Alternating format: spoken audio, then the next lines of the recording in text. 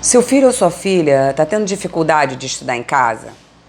E isso para você também está sendo um problema?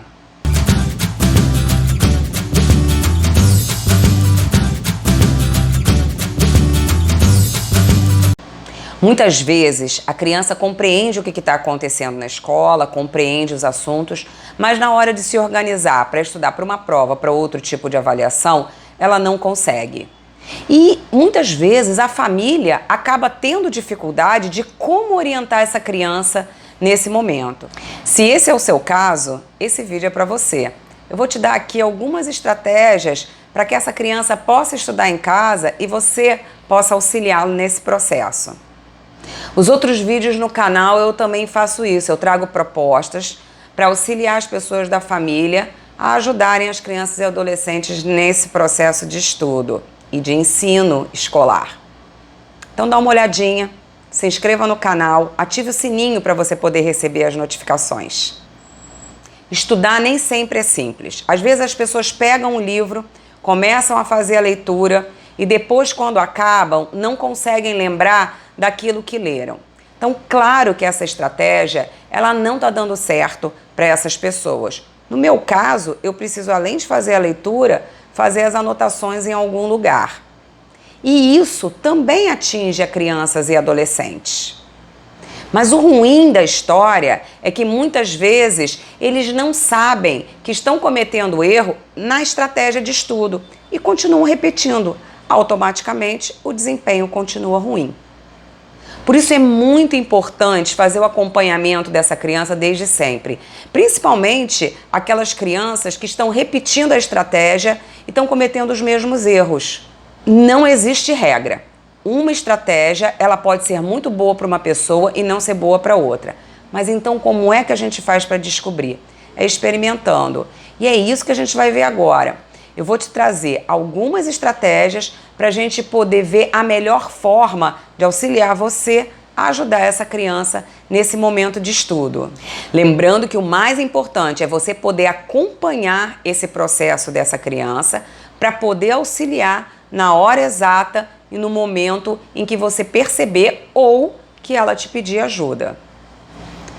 Vamos dar uma olhada em algumas dicas e quem sabe você vai encontrar a melhor estratégia para poder trabalhar com essa criança aí na sua casa.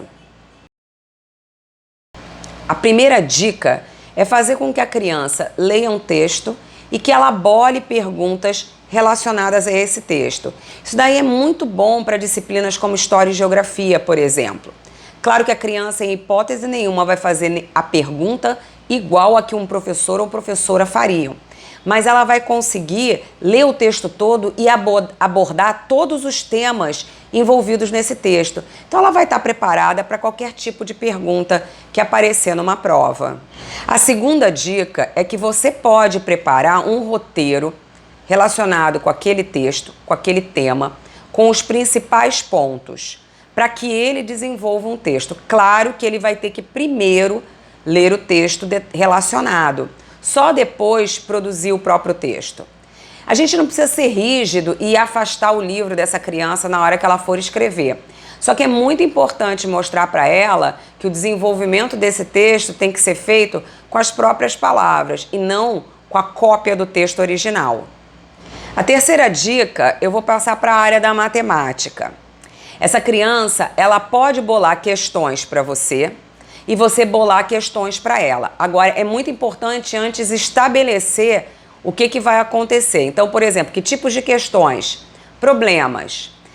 De que parte da matéria? Área e perímetro. Perceba que ela vai ter que responder as suas questões, mas antes disso, ela teve que estudar para poder pensar nas questões que ia passar para você. Então, na hora de responder as suas, ela vai estar preparada, porque ela estudou. Com adolescentes, pode ser que fique um pouco infantil essa questão dele preparar perguntas para você, questões para você e você para ele. Além da forma clássica dele estudar respondendo as perguntas e exercícios já elaborados anteriormente, você pode combinar com ele e apresentar para ele uma resposta para que ele pense qual seria a pergunta daquela situação. Em matemática, por exemplo, você oferece para ele o resultado e ele tem que pensar no problema e na resolução para chegar nesse resultado. A quinta dica na área de português, interpretação de texto. Se você percebe que isso daí é um nó na vida dessa criança, é muito importante que antes que aconteça a prova ou qualquer estudo para a prova, essa criança já vá se preparando no dia a dia. Então, rotineiramente, você pode oferecer várias formas dela fazer a interpretação. De um livro que ela leu, de um filme que ela assistiu, de um meme que ela viu em alguma rede social, de uma imagem, de uma notícia de jornal, enfim, diversos meios. Agora, ao chegar perto do momento da prova, é importante ela trabalhar com os textos que ela está acostumada na escola. E aí sim, ela sentar para fazer a interpretação, sistematizando e estruturando, através da escrita, as respostas ideais para cada interpretação apresentada.